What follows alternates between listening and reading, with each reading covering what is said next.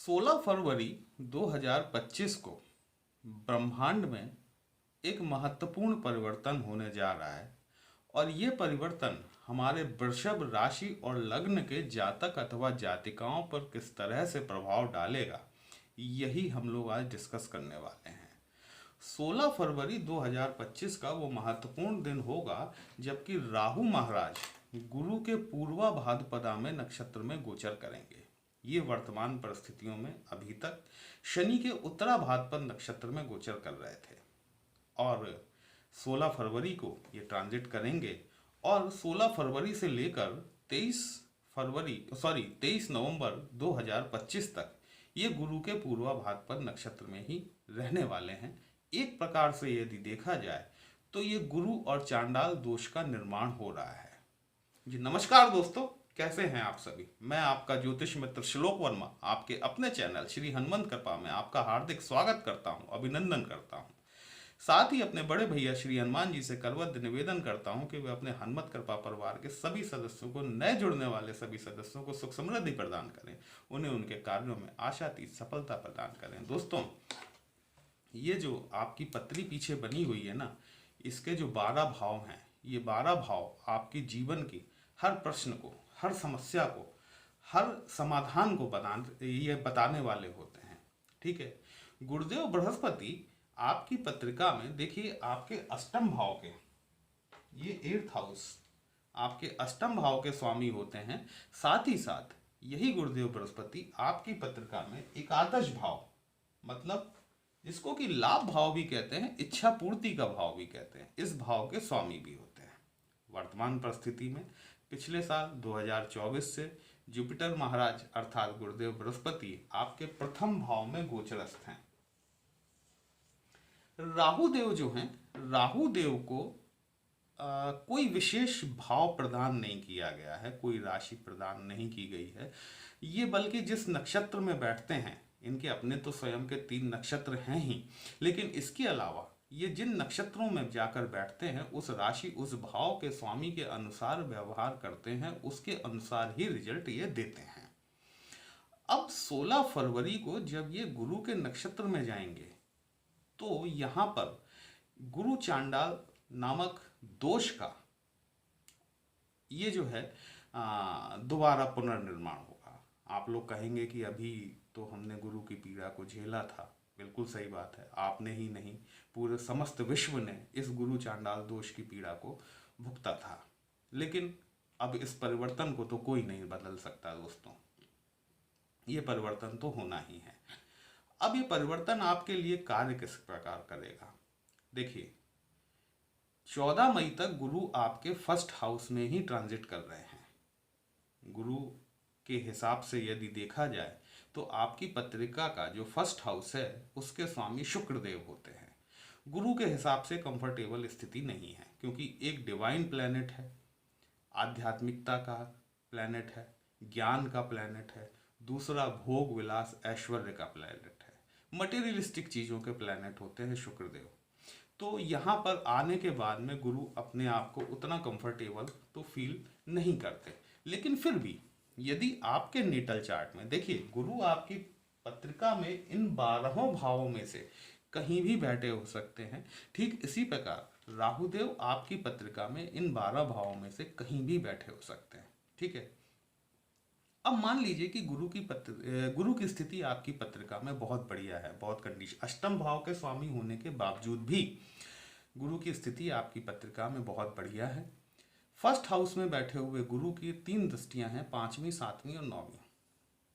आपको संतान सुख मिला होगा, आपको संतान की उन्नति देखने के लिए मिल रही होगी, जीवन साथी के साथ दाम्पत्य सुखों में आपको वृद्धि देखने के लिए मिली होगी, व्यापार व्यवसाय में उन्नति देखने के लिए मिली होगी। यदि आप व्यवसायरत नहीं है, कार्य क्षेत्र में हैं, यदि आप कोई कार्य करते हैं, कहीं कोई नौकरी करते हैं, निसंदेह तौर पर आपको उन्नति की स्थितियां देखने के लिए जरूर मिली होंगी।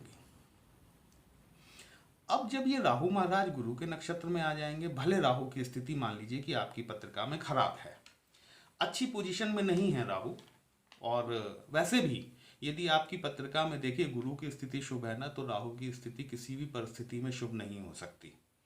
ठीक है। और यदि राहु की स्थिति अशुभ है तो गुरु की स्थिति किसी भी परिस्थिति में शुभ नहीं हो सकती। मेरा ये प्रयास रहता है कि मैं आपको ज्योतिष शास्त्र से संबंधित वस्तु स्थिति की जानकारी देता चलूं, क्योंकि देखिए अरबपति करोड़पति बनाने वाले तो ढेरों चैनल हैं, ठीक है, जो आपको 15 दिन के अंदर करोड़पति बना सकते हैं। मेरा प्रयास यही रहता है कि मैं आपको सही जानकारी उपलब्ध कराऊं। वीडियो को अंत जरूर देखिएगा। कहीं भी अच्छा लगता है ना आपको, कमेंट बॉक्स में जय श्री राम लिखेंगे, आपको भी अच्छा लगेगा, हमें भी अच्छा लगेगा आपके लिए इस तरह के विश्लेषण लेकर आने के लिए। तो अब गुरु की स्थिति पत्रिका में बढ़िया है और राहु की स्थिति खराब है, कोई टेंशन वाली बात नहीं है, क्योंकि राहु जब गुरु के नक्षत्र में जाएंगे, पूर्वा भाद्रपद नक्षत्र में गोचर करेंगे, तो ये गुरु के अनुसार कार्य करेंगे, ठीक है।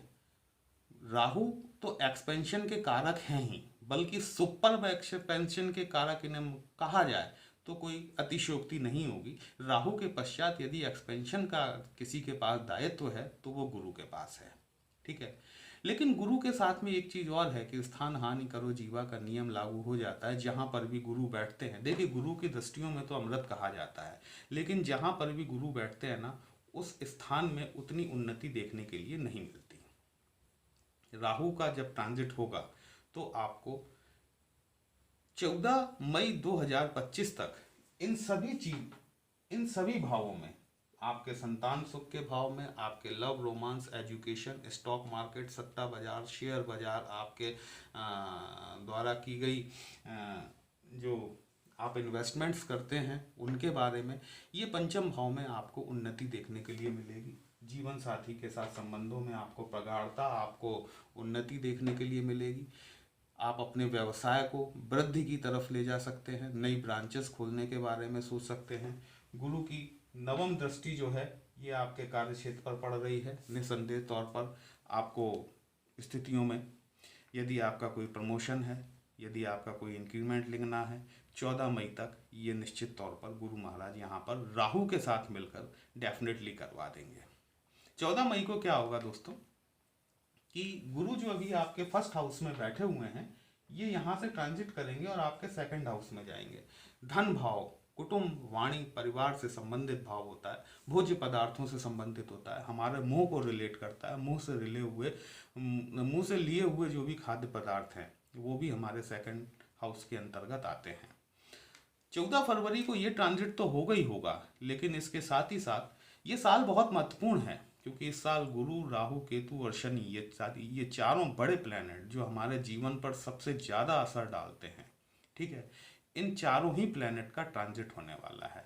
18 मई 2025 के दिन राहु, जो कि अभी तक आपके एकादश भाव में गोचर कर रहे हैं, ये अपने मित्र शनि की राशि कुंभ राशि में गोचर कर जाएंगे। कई शास्त्रों में राहु को कुंभ राशि में शनि के साथ में को ऑनरशिप भी दी गई है, ठीक है। तो अब क्या होगा कि जो गुरु चांडाल योग आपके नक्षत्र आधारित बन रहा था, वो अब दृष्टि से भी बन जाएगा।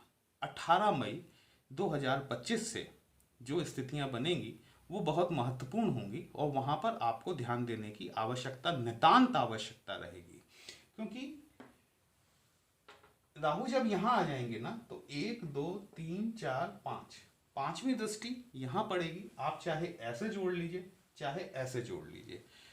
ये जो नक्षत्र आधारित गुरु चांडाल दोष तो बन ही रहा है, लेकिन ये साथ ही साथ दृष्टि आधारित भी बन जाएगा। और जब गुरु का सेकंड हाउस में ट्रांजिट हो जाएगा, राहु का आपके 10th हाउस में ट्रांजिट हो जाएगा, तो फिर कुछ चीज़ों पर आपको सोच समझकर निर्णय लेना पड़ेगा। जैसा कि मैंने कहा कि गुरु भी एक्सपेंशन कराते हैं और राहु महाराज भी एक्सपेंशन कराते हैं। गुरु जब आपके इस भाव में आ जाएंगे, सेकंड हाउस में, गुरु की 5वीं दृष्टि सीधे सीधे आपके 6वें घर पर पड़ेगी। रोग, ऋण और शत्रुओं का घर होता है 6वां घर, ठीक है। सेवा भाव भी होता है। मैंने आपसे पहले वीडियो में भी कहा हुआ है, शायद वार्षिक राशिफल के वीडियो में मैंने कहा हुआ है कि सेवा भाव, सिर्फ आप नौकरी करते हैं या व्यवसाय करते हैं वही सेवा एकमात्र सेवा नहीं होती, बल्कि नर सेवा ही नारायण सेवा होती है। यदि आपके द्वारा किसी प्राणी मात्र की निस्वार्थ भाव से यदि कोई भी सेवा हो जाती है तो आप ये निश्चित मानकर चलें कि आपके द्वारा नारायण सेवा ही की जा रही है। गुरु, मैंने आपसे कहा कि एक्सपेंशन के कारक होते हैं, है ना? तो जिन चीज़ों पे आपको ध्यान रखना है, पहली चीज़, आपको कोई पुराना रोग जो है वो उभरकर सामने आ सकता है, क्योंकि राहु जब आपके 10th हाउस में आएंगे, यहाँ पर राहु, तो देखिए जैसे गुरु को 3 दृष्टियां प्राप्त हैं, वैसे ही राहु को भी 3 दृष्टियां प्राप्त हैं और गुरु के समान ही हैं। 5वीं 7वीं और 9वीं दृष्टि गुरु को दी गई है, ठीक उसी प्रकार से 5वीं 7वीं और 9वीं दृष्टि राहु को भी दी गई है। ठीक है, राहु की भी जो दृष्टियां पड़ेंगी यहाँ से, ये 7th एस्पेक्ट तो यहीं पड़ेगी आपके चतुर्थ भाव पर, 5वीं दृष्टि आपके यहाँ पड़ेगी 2nd हाउस पर, और 9वीं दृष्टि जो है ये आपके यहाँ पर पड़ेगी आपके रोग ऋण और शत्रुओं वाले भाव में। ठीक है, तो यहाँ पर विशेष सावधानियां इसलिए बरतने की आवश्यकता है दोस्तों, क्योंकि ये जो 6वां घर आपका एक्टिव हो रहा है ना, 6वां घर तो एक्टिव हो रहा है, साथ ही साथ गुरुदेव बृहस्पति जब आपके 14 मई को जब आपके 2nd हाउस में आ जाएंगे, तभी आपके 8म भाव को भी एक्टिवेट करेंगे। ये जो 2 भाव एक्टिवेट हो रहे हैं ये अत्यंत ही महत्वपूर्ण है। देखिए, क्योंकि क्या है कि जब राहु आपके कार्य क्षेत्र में आएंगे, कार्य क्षेत्र आपका विस्तारित होगा, एक्स्ट्रा रिस्पॉन्सिबिलिटीज आपको मिल सकती हैं। प्रमोशन का तो मैंने आपसे कह ही दिया, लेकिन ये जो है ना, ये जो रिस्पॉन्सिबिलिटीज बढ़ती हैं, ये किसी प्रकार से आपके शत्रु पक्ष को भी प्रबल करती हैं। राहु के साथ में एक खूबी तो है, ये आपको आपके शत्रुओं से अवगत करा देता है। ठीक है, तो शत्रु आपके बढ़ेंगे, कोई पुराना रोग उभरकर सामने आ सकता है। हाँ, आपको कोई लोनिंग के ट्रैप में भी फंसना पड़ सकता है। अब किस प्रकार से फंसना पड़ सकता है, क्योंकि राहु की जो 7म दृष्टि है ये आपके चतुर्थ भाव पर पड़ रही है, भूमि भवन वाहन माता के सुख से संबंधित होता है। अचानक से आपको क्या होगा कि आपका घर छोटा महसूस होने लगेगा, आपको आपका वाहन जो है वो आपको छोटा महसूस होने लगेगा। ठीक है, आप ऑडी जगुआर के बारे में सोचने लग जाएंगे, और ऑडी जगुआर है तो आप फरारी के बारे में सोचने लग जाएंगे। निसंदेह बात है, सोचिए। ठीक है, लेकिन यदि आप बिजनेसमैन हैं, यदि आप अपने कार्य के लिए, यदि आप अपने कार्य को एक्सपेंशन करने के लिए कोई लोन लेना चाह रहे हैं, आप बिल्कुल लीजिए। लेकिन विलासिता के लिए, विलासितापूर्ण आवश्यकता के लिए यदि आप कोई ऋण लेना चाह रहे हैं, कोई लोन लेना चाह रहे हैं, तो मैं हमेशा से कहता आया हूं कि बड़े प्लैनेट के ट्रांजिट्स के दौरान लिया गया ऋण काफ़ी लंबे समय तक चलने वाला होता है और इसके रीपेमेंट में दिक्कत आती है। आपको ऐसा ऋण लेने से बचना चाहिए जो कि आपकी विलासिता को परिलक्षित करता हो। ठीक है, अब बहुत से जातक ये कहेंगे कि देखिए साहब, मेरी पत्रिका में तो गुरु चांडाल योग पहले से ही बना हुआ है। बिल्कुल बना हो सकता है। ठीक है, उनकी स्थिति मैं थोड़ी सी क्लियर कर दूं कि देखिए, भाव आधारित आप मत जाइए। आपके इन 12 खानों में से किसी भी भाव में गुरु चांडाल योग बना हो सकता है। आपको उसके नक्षत्र देखने चाहिए। हो सकता है कि नक्षत्रों में गुरु किसी अन्य नक्षत्र में बैठे हों और राहु महाराज किसी अन्य नक्षत्र में बैठे हों, तो इसको आप 100% गुरु चांडाल योग में काउंट नहीं कर सकते जब तक कि दोनों के नक्षत्र सेम ना हो जाएं। ठीक है, अब बहुत से लोग ये कहेंगे कि साहब, मेरी पत्रिका में गुरु की स्थिति तो ठीक नहीं है, राहु की स्थिति ठीक है। तब वहां पे ये सारी चीजें जो मैंने अभी आपको अच्छी अच्छी गुडी गुडी चीजें बताई हैं, ये सब उसके विपरीत हो जाएंगी। क्योंकि यदि गुरु आपकी पत्रिका में शुभ स्थिति में नहीं बैठे हुए हैं, तो राहु शुभ होने के बावजूद भी गुरु की तरह चूंकि इन्हें व्यवहार करना है, तो ये जो कार्य करेंगे आपकी पत्रिका में गुरु की तरीके से करेंगे। मतलब जो गुरु आपको डेंट देना चाह रहे हैं, जो गुरु आपको डैमेज करना चाह रहे हैं, वो राहु महाराज उसमें बिल्कुल उनकी मदद करेंगे। लेकिन यदि गुरु की स्थिति शुभ है तो राहु की स्थिति खराब भी है तो कोई फर्क नहीं पड़ता, क्योंकि राहु गुरु के नक्षत्र में आने के बाद से आपके लिए आपके फेवर का काम निश्चित तौर पर करेंगे। अब मान लीजिए कि गुरु की स्थिति खराब है, आप क्या कर सकते हैं? विष्णु सहस्त्र नाम इसका एकमात्र उपाय है। बृहस्पतिवार के दिन से इसे आपको शुरू करना चाहिए। विष्णु सहस्त्र नाम का पाठ करना नितांत आवश्यक है। यदि गुरु की स्थिति आपकी पत्रिका में खराब है, और गुरु आपकी पत्रिका में देखिए अष्टम भाव के स्वामी भी हैं, ठीक है, तो विष्णु सहस्त्र नाम का पाठ मैं मानता हूँ कि लंबा होता है, ठीक है, वक्त लगता है इसमें, और आज की इस भागम भाग भरी जिंदगी में ये रोज ये समय निकाल पाना अत्यंत कठिनाई भरा हो सकता है। कम से कम बृहस्पतिवार का दिन एक दिन तो आप अपने लिए निकाल सकते हैं। बाकी 6 दिन भले आप इसे YouTube पे सुन लें, आप इसे डाउनलोड करके रख लें, अपने कानों में हेडफोन लगा के, ईयरबड लगा के आप इसे सुन सकते हैं। सुनना भी आपके लिए लाभदायक रहेगा, आपके लिए प्रभावकारी रहेगा। अब मान लीजिए कि कुछ लोग बोलेंगे कि साहब मेरी पत्रिका में राहु की स्थिति खराब है, क्या करना चाहिए?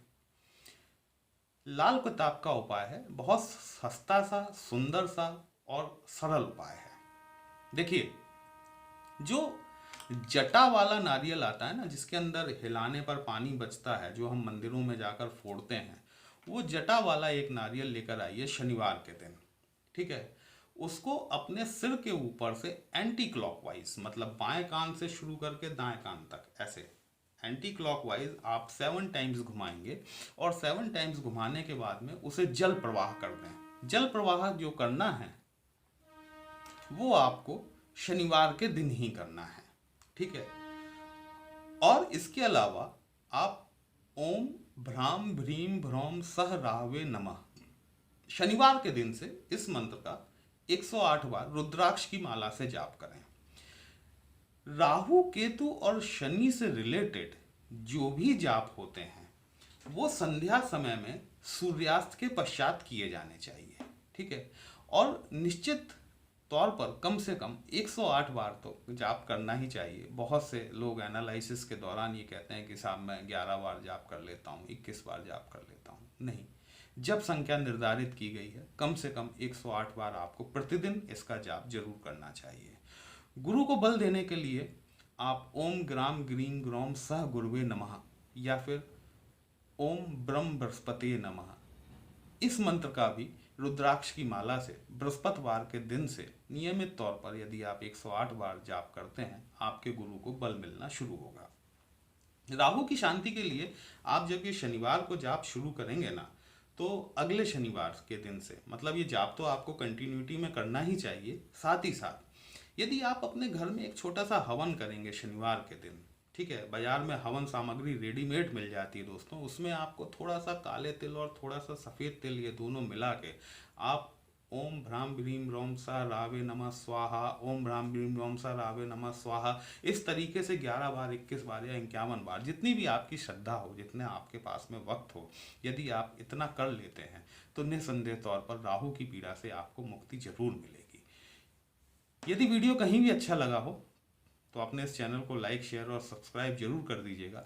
यदि हमसे पत्रिका का विश्लेषण कराना चाहते हैं, हमारा व्हाट्सएप नंबर थंबनेल में दिया गया है। पर्सनल कंसल्टेशन पेड होता है दोस्तों, एक छोटी सी फीस आपको पे करनी होती है। आपकी समस्या का उचित समाधान हमारे द्वारा करने का प्रयास जरूर किया जाता है। चलिए फिर मिलते हैं, तब तक के लिए जय श्री राम।